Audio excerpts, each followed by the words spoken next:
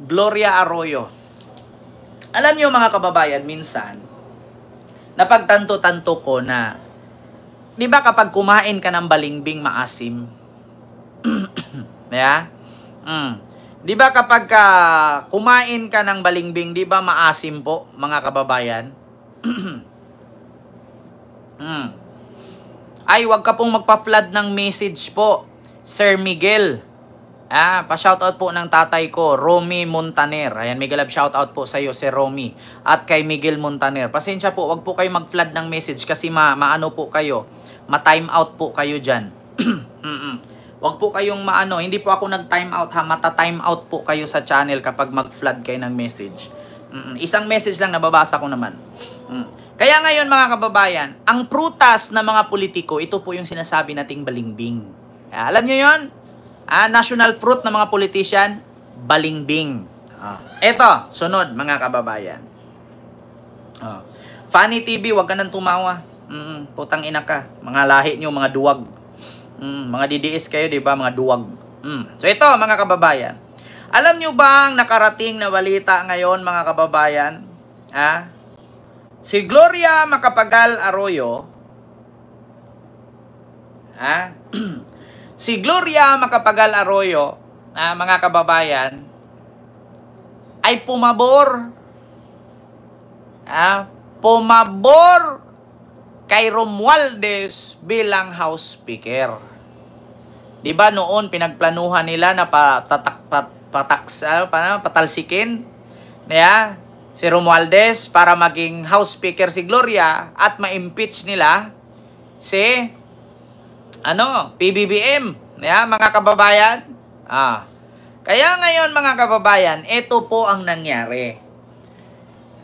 Ito, mga kababayan. Martin Romualdez.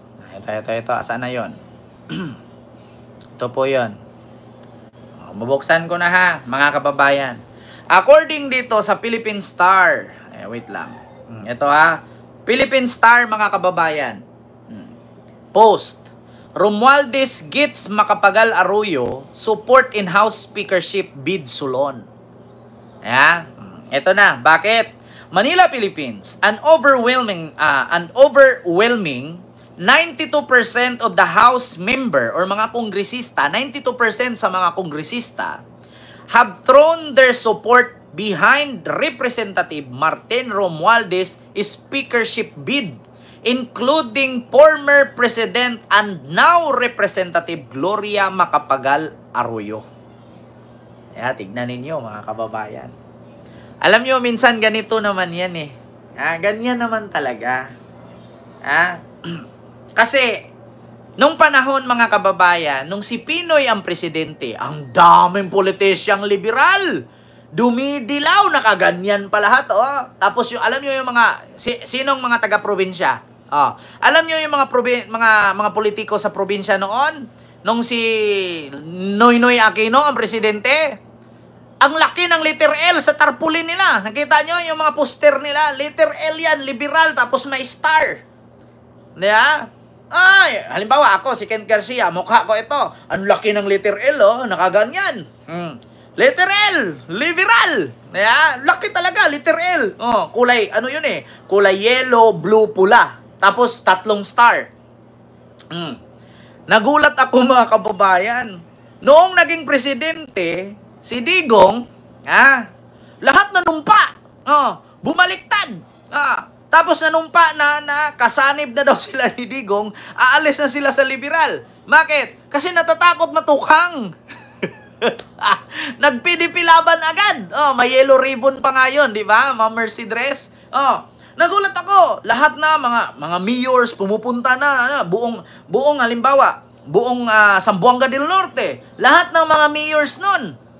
Lahat ng mga barangay officials pumupunta sa isang stadium. Tapos nandun si Digong, nanumpa ang lahat. Nawala ang liberal na puro PDP laban. Tapos ngayon, mga kababayan, di ba? Anong tawag ng mga ganon? Di ba? Balingbing?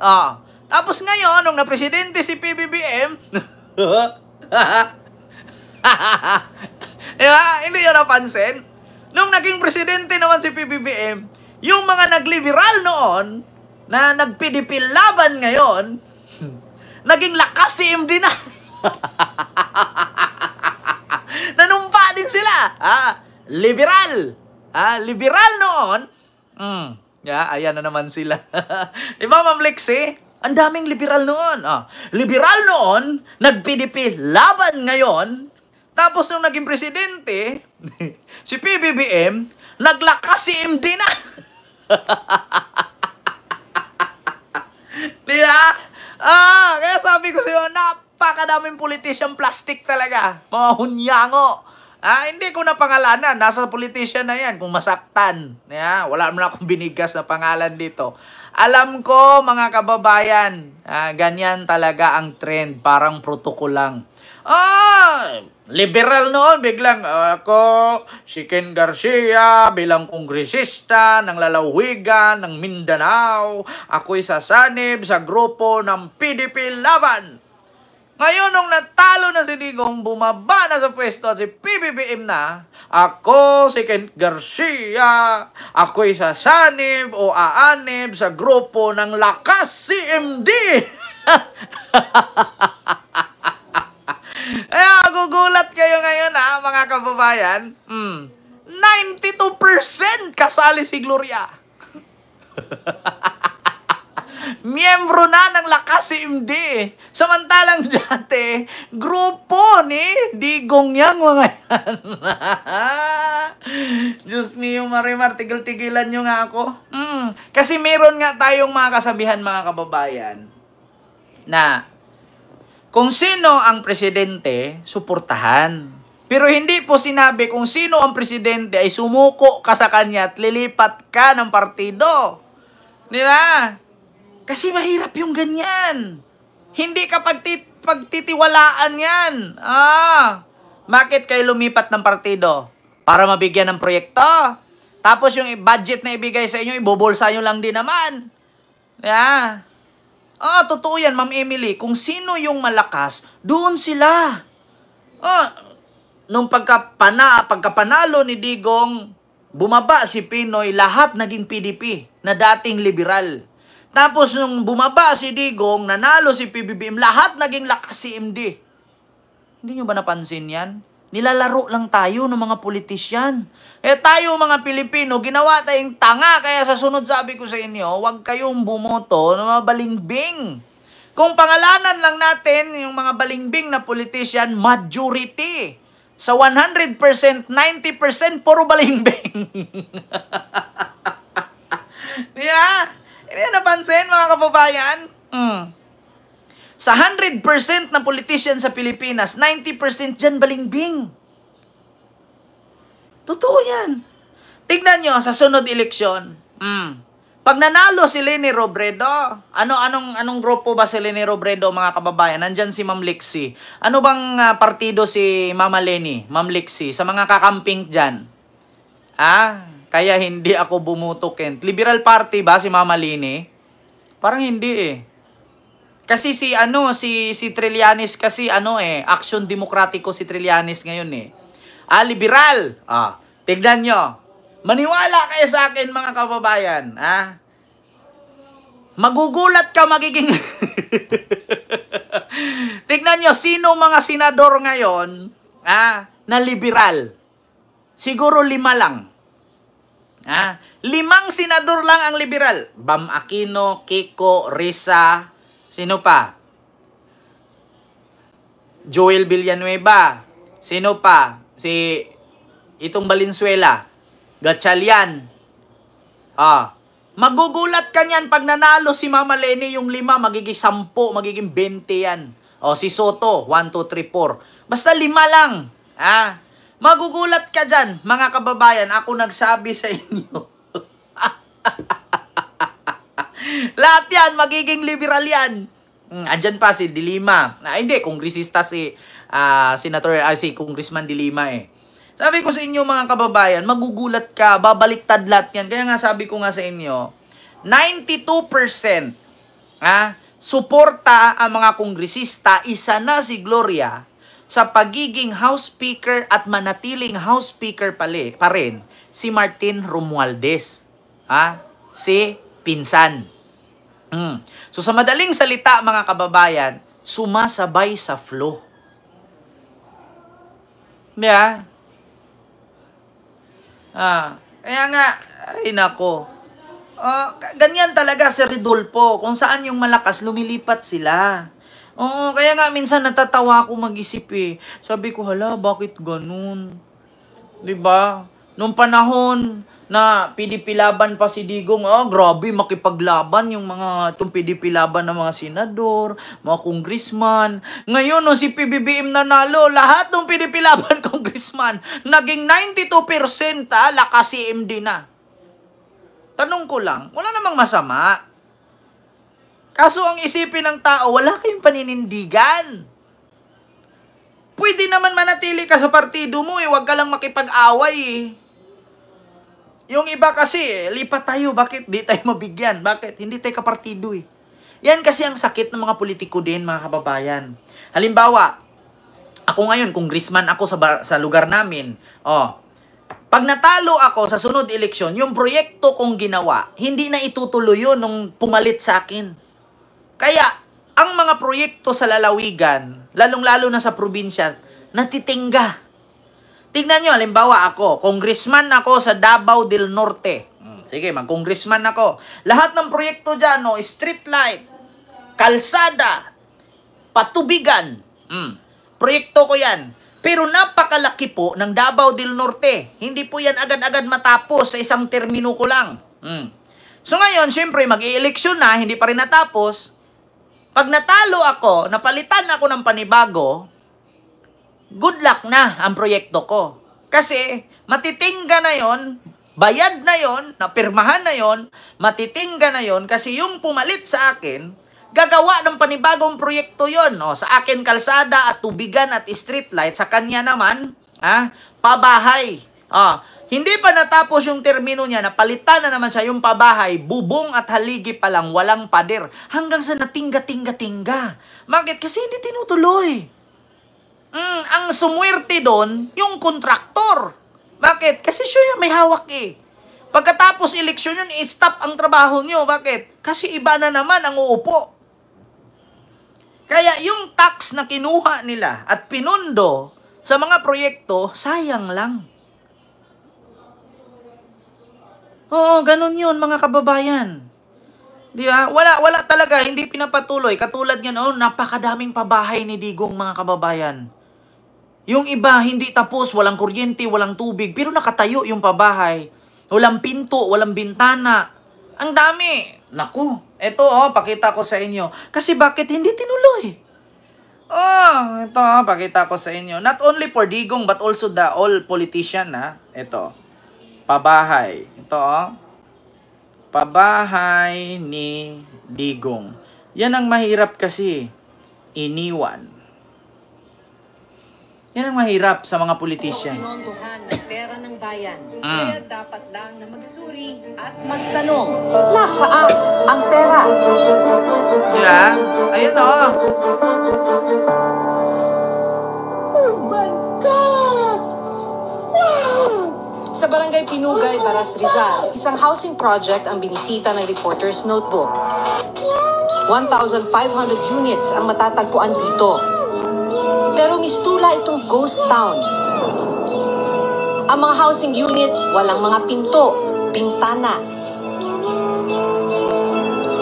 Walang maayos na palikuran at nabalot na ng makakapal na halaman at matataas na talahib.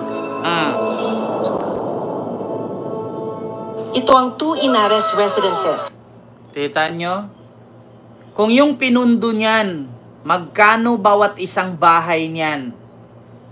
Kung itinulong na lang yan sa mga senior citizen na may sakit, kung itinulong na lang yan sa mga nabahaang walang makain, mga nasunugan, kaysa magtayo ka ng pabahay, paano titira ang mga tao dyan kung malayo din naman sa trabaho? Kaya nga ang sabi noon ni Ginang Imelda Marcos or unang Ginang Imelda Marcos, pag nagpatayo ka ng pabahay, gawaan mo ng factory, gawaan mo ng public market, gawaan mo ng mall, tayuan mo ng mall dyan. hospitals, schools, mall, at factory. Bakit? Habang dyan sila nakatira, dyan din sila maghanap buhay. Kasi dito mo padalhin sa Rizal, magtrabaho sa Maynila, ilang oras biyahe nila? 3 oras? 2 oras? Malit na sila. Kaya yung iba na may mga pagmamay-ari dyan, bininta, tumira sa Maynila. Kasi walang trabaho eh.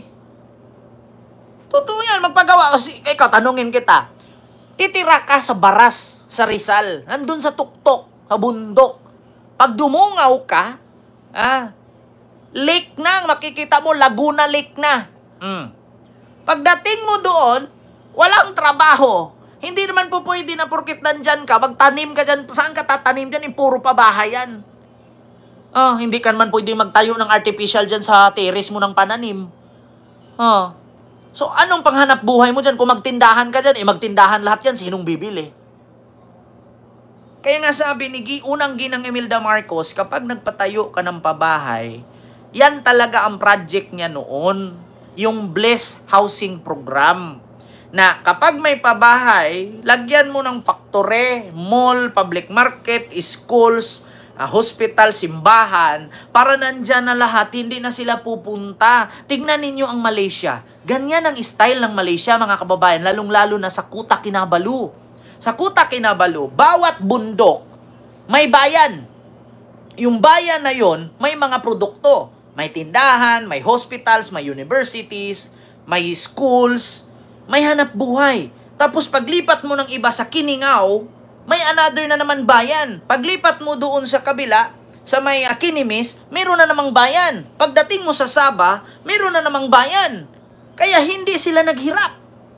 Dito sa Pilipinas, pupunta ka ng Rizal, walang trabaho, kaya pupunta ka pa ng Antipolo, pupunta ka pa ng Marikina, pupunta ka pa ng Maynila. Bakit? Kasi walang trabaho. Kung meron mang trabaho, ang baba ng sahod. Kulang sa pang-araw-araw. Diba? Ay, Diyos mio, Marimar. Kaya sabi ko nga sa inyo lahat ng proyekto sa Pilipinas ginaya lang sa dating Presidenteng Marcos administration. Kaso lang yung panggagaya, palpak, wala rin. Sayang lang ang pera. Kaya sabi ko sa inyo, tingnan nyo, 92% bumoto kay Romualdez bilang panatilihing House Speaker. Pero dati, mga liberal yan. Ay, Diyos ko. So, yun lang mga kababayan. Kent, di ba kay Lenny yang pabahay? Di ba si Lenny yan ang nagtrabaho niyan? Hindi po, Sir Arman. Kay Digong po yan. Actually, ang project po ni Mama Lenny ay hindi po pabahay. Ang pabahay po na project kay Noli de Castro po yun. Kay Mama Lenny, hindi po siya pabahay. Ang sa kanya parang yung mga nabahaan ata yung mga sakuna. Sakuna yung mga project niya Yung pampakain. Lahat yun. Di ba? Anti-drug czar si Lenny. Sabi ni Sir Elijah Celebre. Di ba?